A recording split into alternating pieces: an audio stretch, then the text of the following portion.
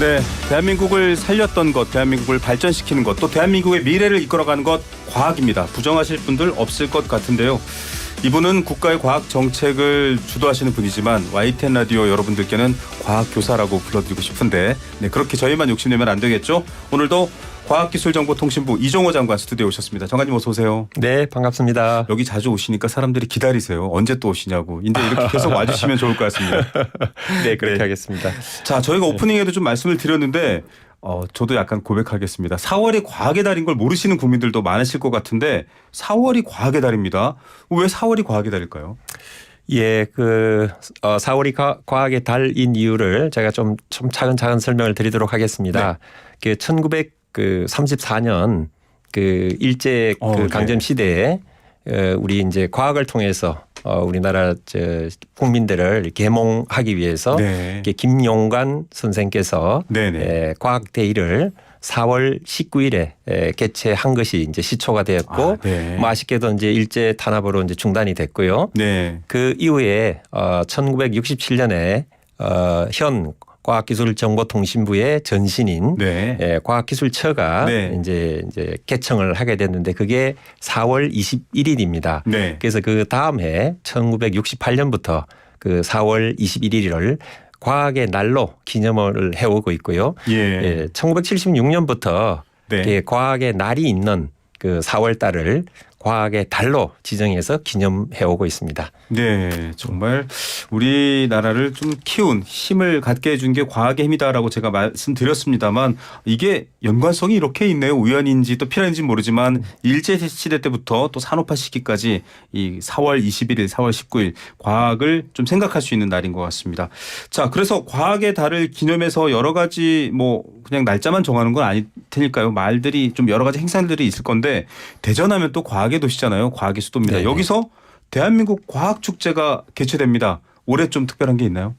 네, 그렇습니다. 이제 올해 과학축제는 세상에서 가장 큰 연구실을 주제로 해서 재밌네요.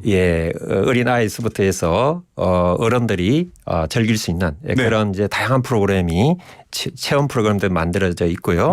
그다음에 이제 스타 과학자나 또 인기 유튜버 이런 분들이 또 이렇게 강연도 하시고 공연도 있고 함께 아이와 함께 오셔서 즐겨주시기를 부탁드리고요.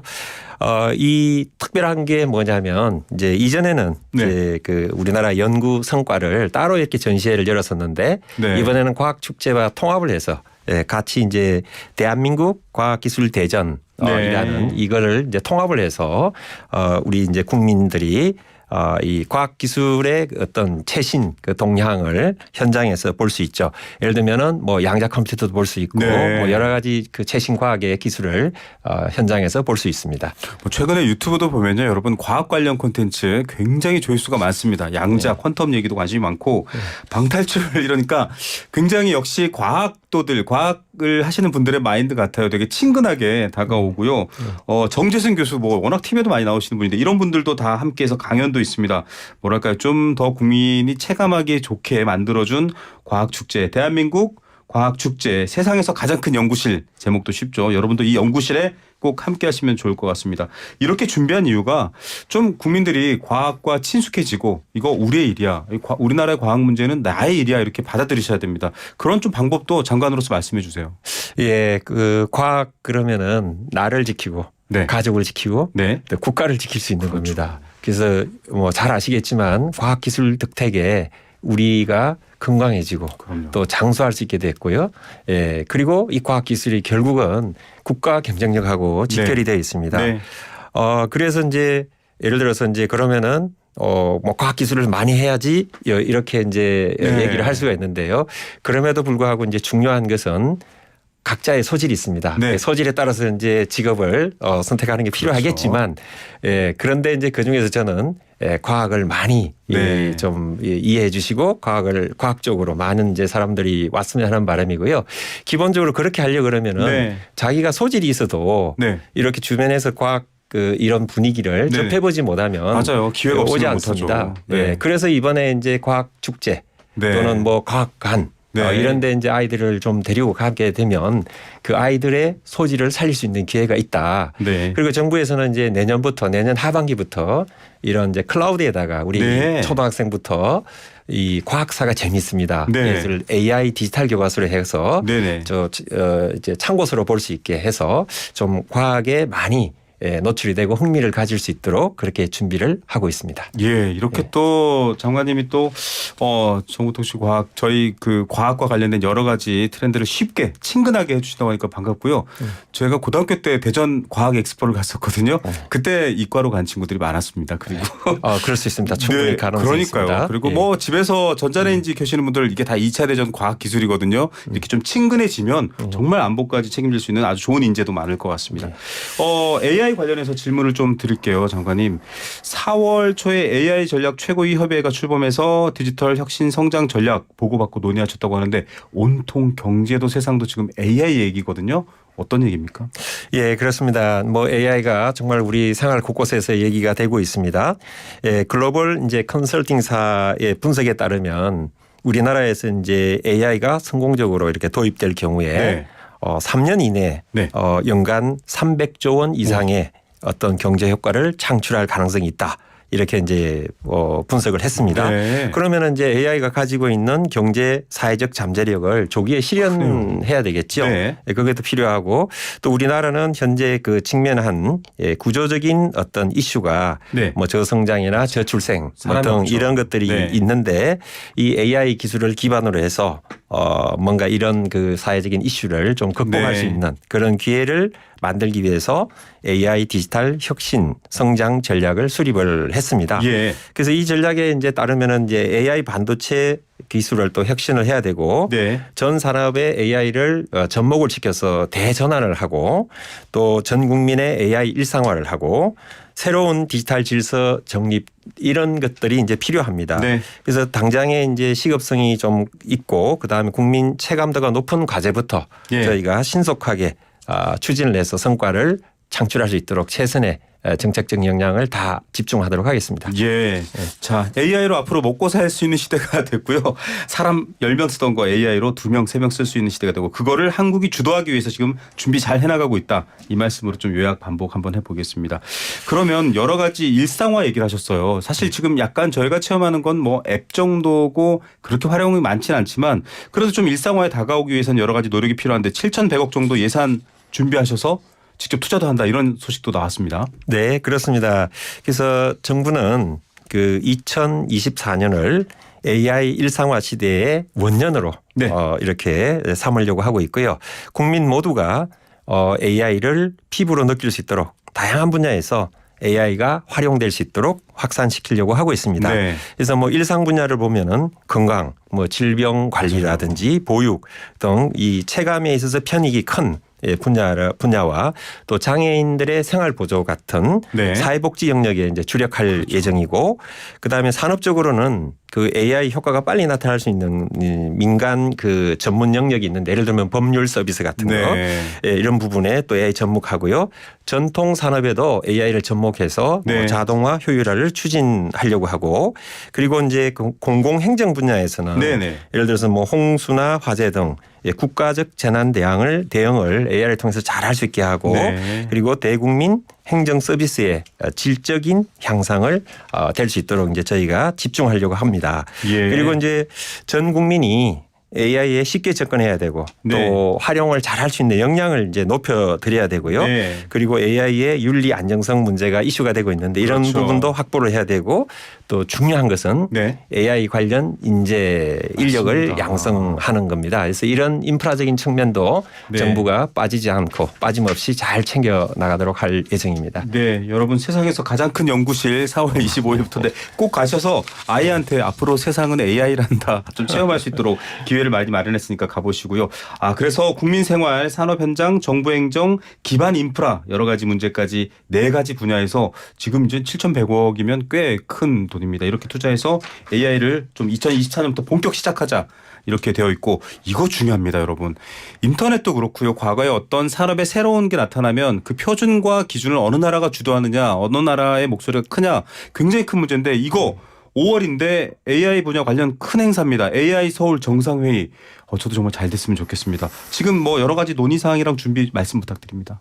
예. 저희가 이제 그 작년에 영국에서 이제 제1회 그 네. AI 안정성 정상회의를 개최를 그렇죠. 했고요.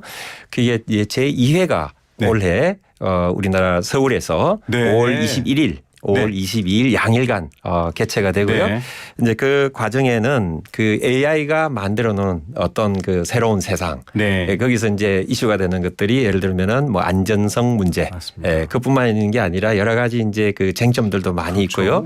그래서 이제 작년에 이제 그 영국에서 논의했던 그런 부분 예를 들어서 안전한 AI 활용을 위한 국가 기업의 역할 등에 대해서 네. 영국에서 논의했던 거를 더욱더 네. 발전시키려고 하고 있고요. 또 AI를 발전시켜야 되는 부분도 있고 그리고 AI를 이제 포용하고 AI의 사용에 있어서 격차를 없애게 하고 또 AI의 지속 가능성. 네. AI가 전기 에너지를 많이 쓰는데요. 예. 이럼에도 불구하고 이제 잘 활용하려면 거기에 대한 논의도 맞습니다. 필요하다. 네. 이렇게 이제 저희가 보고 있고요. 이런 논의를 우리나라가 이제 주도함으로 해서 우리나라가 글로벌 AI 규범 정립에 네. 있어서 주도적인 역할을 하게 되는 거죠. 예. 그런 부분도 있고 결국은 전 세계 시민이 AI를 편리하고 안전하게 사용할 수 있게 되는 겁니다. 이게 많은 분들 생각해 보시면요. 인터넷은 미국이 개발했거든요. 그런데 IT 인터넷의 정보통신 기술을 꽃피운 건 사실 대한민국이었습니다. 네. AI도 지금 소수 미국이 개발하지만 지금 장관님도 준비하고 계신데 우리나라가 이 AI를 정말 피부에 와닿고 활성화시키는데 주도할 것 같다라는 왠지 기시감이 듭니다. 우리가 그래 봤으니까요. 그 네. 기시감이 현실이 되도록 노력해야죠. 알겠습니다, 네, 장관님. 네, 네. 자, 이제 좀 다른 얘기도 봐야 되겠는데 앞서 뭐 이제 과학의 날, 과학의 달 관련해서도 세상에서 가장 큰 연구실도 그렇고 정말 이제 국민들 피부에 와닿게 하는 과학 얘기를 많이 하셨는데 말로만 그러시는가 싶었더니 그게 아니었습니다. 늘봄학교에서 일일 교사를 하셨어요. 예, 아니 그렇습니다. 원래 교수님이셨잖아요. 막 예, 박사들 예. 가르쳤는데 이게 지금 어떤 내용입니까? 그 세종시에 있는 그 초등학교 5학년을 5학년. 상대로 해서 이제 일일 과학교사 역할을 좀 했습니다. 네네. 사실 좀 이제 두려운 마음도 좀 있었는데요. 처음 5학년을 이게 수업을 하니까. 네네. 그래서 이제 그 제 전공이 또 반도체이다 보니까 네. 그 빛을 내는 반도체. 이게 조금 이제 생소할 수 있는데 네. 우리가 이제 많은 우리 시민들이 네. 그 지하철을 타보면은 다음 역은 땡땡땡입니다. 네네네. 뭐 내리실 문은 오른쪽입니다. 왼쪽입니다. 그렇죠. 그거 다 이제 LED 빛을 내는 맞아요. 반도체로 만들고 있습니다. 네. 그거에 대해서 이제 기본적인 개념, 그걸 또 이용해서 학생들하고 이렇게 그 실습도 해보는 그 LED 그 발광 다이오드를 네. 이용을 해서 이렇게 카드도 만들어보는 그런 이제 실습도 네. 하고 그런 거를 해서 아이들이 좀 상상력을 키우고 과학에 관심을 가질 수 있도록 그렇게 수업을 했습니다. 이야, 이 지편초등학교 5학년 친구들은 정말 복 받았네요. 자, 애들 반응이 좀 궁금합니다. 왜냐하면 저는 이제 4학년 아이들을 제가 밤에 가끔 수학을 가르치는데 답답하거든요. 자, 장관님 분위기 어땠습니까? 저는 답답하지 않았습니다. 재밌으셨군요. 좀 많이 걱정을 했었는데 네. 보니까 굉장히 집중해줘서 굉장히 감사하게 생각을 다행이네요. 하고요. 네. 집중해 주셨고 그래서 사실은 또 제가 집중을 좀 유도하기 위해서 이게 네. 웨이퍼도 좀 들고 가고 신기하죠.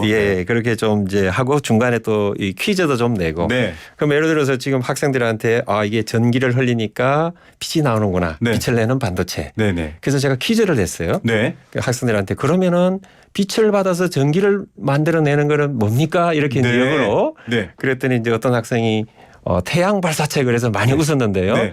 사실 이제 태양전지인데 네. 또 학생들이 또 이렇게 자기들끼리 논의하더니 태양전지 네. 이렇게 답을 냈어요. 와, 응용력이 좋네요. 그렇습니다. 우리 학생들 거기 있는 학생들은 앞으로 분명히 과학자가 많이 나올 것 같습니다. 제 생각에. 초등학교 5학년 수업으로 과학기술정보통신부 장관이 수업을 해주셨는데 잘 되겠죠. 역시. 자, 그럼 이렇게 정말 늘봄학교에서도 아이들이 정말 양질의 과학을 직접 경험해 봤기 때문에 뭔가 정말 알 수 없는 나비효과 저는 큰 기회가 될 것 같고요. 또 뭐 장관님 말고도 다른 장관님들도 아니 저희 조 장관님도 가셨는데 나도 가야지 그랬으면 좋겠어요. 다른 장관님뿐만 아니고 네. 과학에 좀 조예가 있으신 분들은 네. 꼭 그 넓은 학교에 네. 오셔가지고 네. 강의를 해주시면은 정말 네. 우리 아이들의 그럼요. 미래를 바꿀 수 있고요. 진짜 좋은 아이디어인 것 같습니다. 과학에 대한 어떤 또 네. 자극도 할 수 있고요. 맞습니다. 아까 제가 과학에 노출해야지 과학자 네. 된다고 말씀했는데 좋은 기회가 될 수 있어서 네. 정말 적극적으로 좀 이렇게 나서 주시면은 굉장히 예. 좋을 것 같습니다.